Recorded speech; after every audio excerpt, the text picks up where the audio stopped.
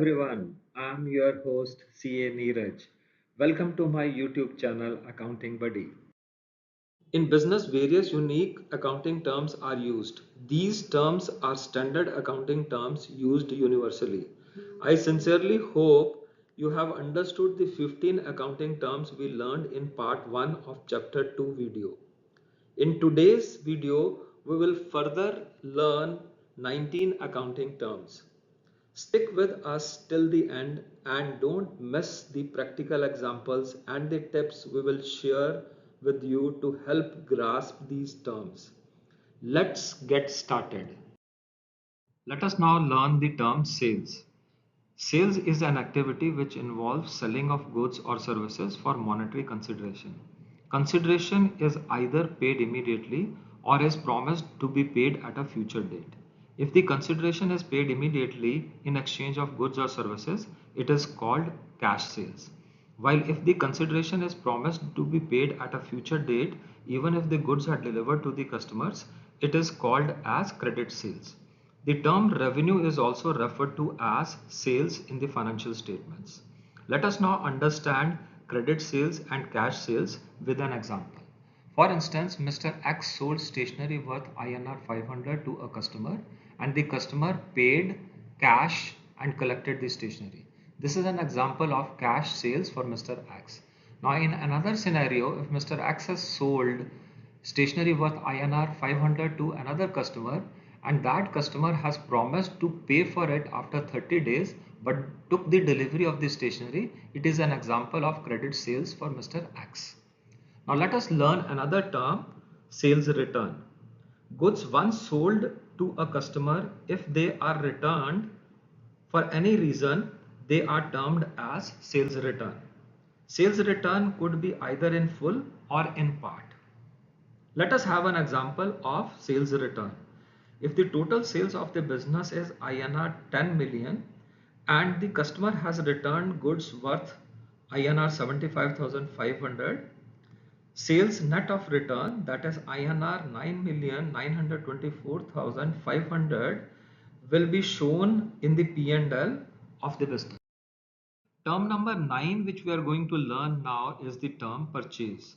Purchase refers to the activities involved in buying the goods either for resale or for producing or processing finished goods which are meant to be sold. Now the goods purchased for cash are treated as cash purchases and the goods purchased now with a promise to pay at a future date is called the credit purchases. For example, if 100 quantity of ready-made shirts are bought for INR 20,000 for resale, it is a purchase transaction. Similarly, if 250 meters of cloth is bought to stitch the shirts which are meant to be sold by the business is again an example of purchase transaction. Let us now understand the term purchase return. Goods once purchased when returned to the supplier for bad quality or for any other reason are termed as purchase return or return outward. Purchase return could be either in full or in part. For example, a business has bought goods for INR half a million and due to bad quality they returned the goods worth INR 175,000 to the supplier. Therefore, the net purchases of 4,825,000 will be reported in the financial records of the business. Item number 10 which we will learn is the term goods. Goods are the physical items which are meant for resale. Goods are physically available with the business as stock in hand. These goods are either purchased or manufactured with a purpose to sell. The purpose for which a physical item has been held will determine whether it is classified as goods or a fixed asset for a business. Let us understand this point with an example.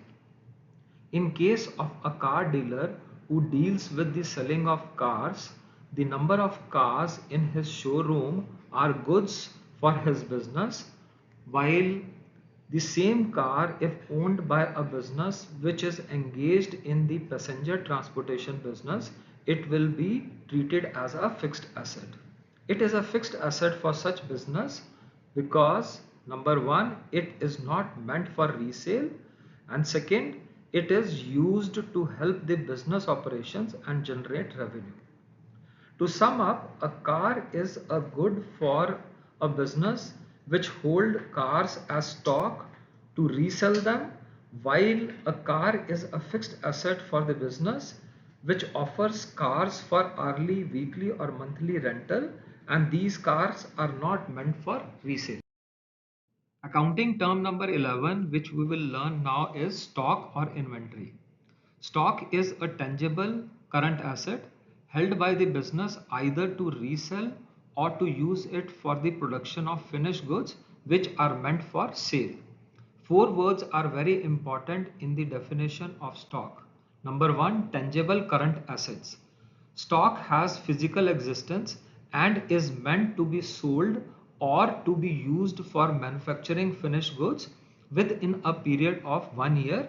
That is, it is tangible and it is a current asset. Number two, stock is always held either to resell or to be used for the production of finished goods. Number four, inventory is held, sold or used in the production as the main business activity and not one of business transactions. Let us understand stock further with an example. Mr. X, who runs a flour mill, both wheat and flour are stock. Both wheat and flour have physical existence. Wheat is held to produce flour and flour is meant to be resold. Wheat and flour are expected to be converted into cash within a period of 1 year, that is, they are current assets. Basis above facts, it is concluded that the unsold wheat and the flour is business stock or inventory. Opening stock and closing stock are frequently used business terms. Value of stock on hand on the first date of an accounting year is called the opening stock, and the value of the stock at the last day of the accounting year is called the closing stock. I hope we remember the word accounting year we learned in chapter 1. Another important fact to remember is that the opening stock of an accounting year is the closing stock at the end of the previous accounting year. Let us understand this with an example. Now, if the accounting year is from 1st January to 31st December and the value of the closing stock on the last day, that is 31st of December of the accounting year 2023 is say INR 100,000, and the same INR 100,000 will be the opening stock of the first day, that is 1st January of the next accounting year, that is 2024. Stock can be classified into three categories: finished goods stock, raw material stock, work in progress stock. Let us now discuss these inventory types in detail. Finished goods stock means the value of unsold stock of the goods which are ready for sale. In case of a manufacturing business, it means the stock of goods which is manufactured or processed and is ready for sale. Finished goods are valued at cost or net realizable value, whichever is less. Before we proceed further, let us understand the term cost of finished goods. Finished goods are valued by adding all the costs incurred in manufacturing the goods to its raw material cost. At this stage, it is important for us to understand the meaning of cost or net realizable value. Now, if the cost of a finished good as explained is say INR 150, while it is expected not to be sold for more than INR 125, the unsold stock of such item shall be valued at INR 125 and not at INR 150.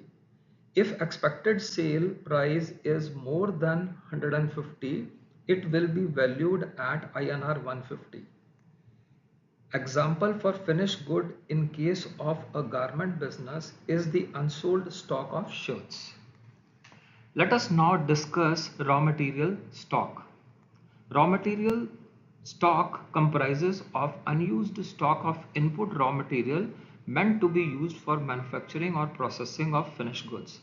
For a garment manufacturing business, the unused stock of fabric, threads, buttons, zips, etc. is a raw material stock. It is valued at cost or net realizable value, whichever is less. Cost of a raw material means the price paid to the supplier plus all the costs incurred in bringing the raw material to the place of business.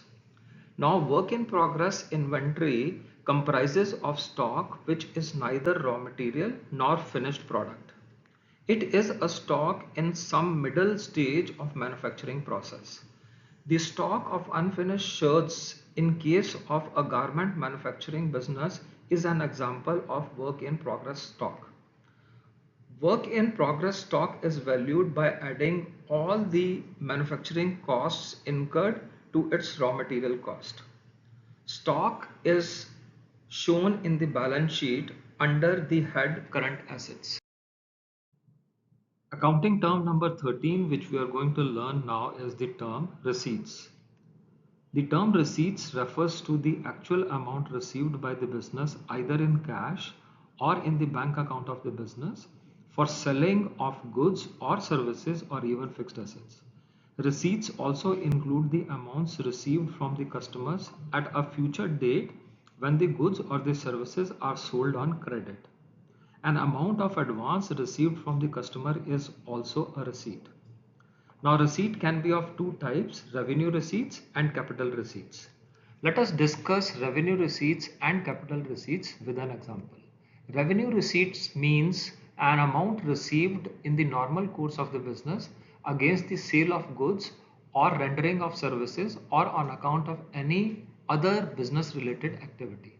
For example, a garment business sold 100 shirts to a shopkeeper and received INR 20,000. Now this INR 20,000 received by the business is a revenue receipt for the business. Similarly, the interest received from the bank on the fixed deposit is also a revenue receipt for the business. Capital receipt means an amount received against a business transaction which is not revenue in nature. For example, a garment business has sold a delivery van which is a fixed asset for INR 50,000. Now this INR 50,000 is considered as a capital receipt for the business. The next accounting term which we are going to learn now is the term expenditure. Expenditure is the amount of money spent either in cash or on credit for the purpose of running the business.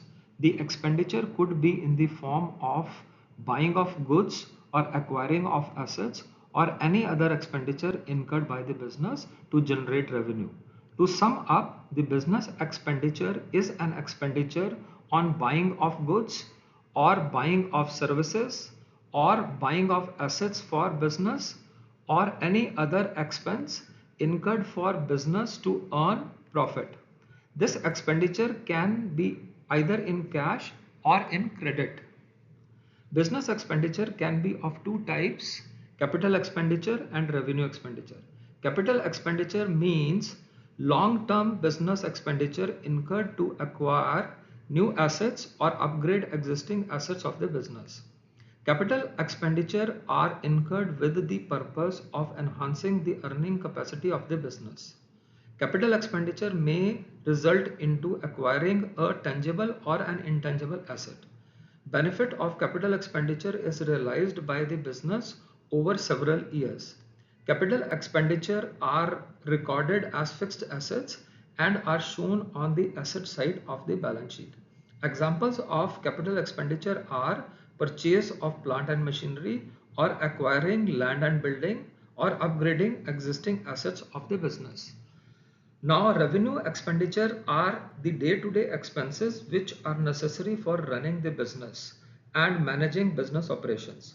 Revenue expenditures has a direct relationship with the revenue generated during a period. The benefit of revenue expenditure is consumed by the business within a reporting period. Revenue expenditure are recurring in nature. They are incurred regularly. Revenue expenditures are charged to the profit and loss account and deducted from the business revenue to calculate the business profit or loss. Staff salary and wages, rent, electricity expenses are few examples for revenue expenditure. Business expenditure can be classified into fixed cost, variable cost, and semi-variable cost. The cost that remains constant regardless of the level of sales or production are called fixed costs.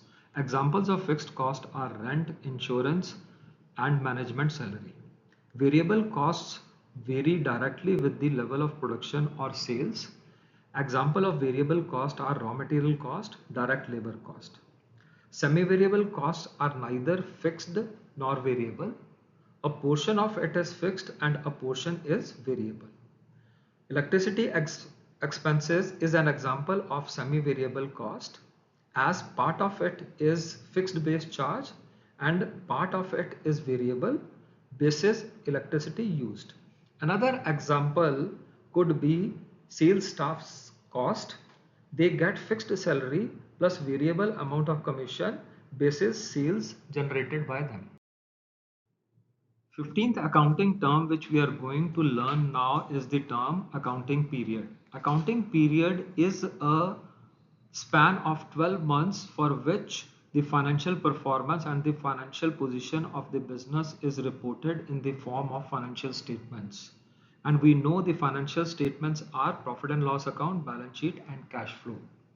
Accounting period of 12 months is also known as financial year or fiscal year. Accounting period of 12 months can be Jan to December or June to July. In India, accounting period is from April to March. Let us understand this with an example. If accounting period starts from 1st of April 2023 and ends on 31st March 2024, it will be read as financial year 2023-24 or FY 2023-24. In this case, an accounting year which starts on 1st of April and ends on 31st March 2024 falls under two calendar years, that is 2023 and 2024. Let us now answer few questions related to our learnings of chapter 2 part 2. Question number 1, give three examples of revenue expenditure. The answer is staff salary, electricity expenses and office rent. Question number 2, give two examples of current assets. Cash in hand and trade receivables are current assets. Question number 3, define the term goods. Goods are the physical items which are either meant for sale or are meant to be used in the manufacturing of the finished goods which are meant for sale. Question number 4, what are the main classes of liabilities? Current liabilities and non-current liabilities are the classes of liabilities. Question number 5, finished good inventory is valued at cost, true or false? This is a false statement. It is valued at cost or net realizable value, whichever is less. Question number 6, define variable cost. Variable cost varies with the level of business activity of sales or production. Question number 7, sales is always shown net of sales return. True or false? This statement is true. In our next video on 5th October, we will learn more accounting terms. In case you want to learn any other accounting term or if you have any clarification on the accounting terms which we have explained till now, please do write in the comment section and we will respond. If you like the content and our way of explaining the topics, please do like and subscribe to our channel Accounting Buddy.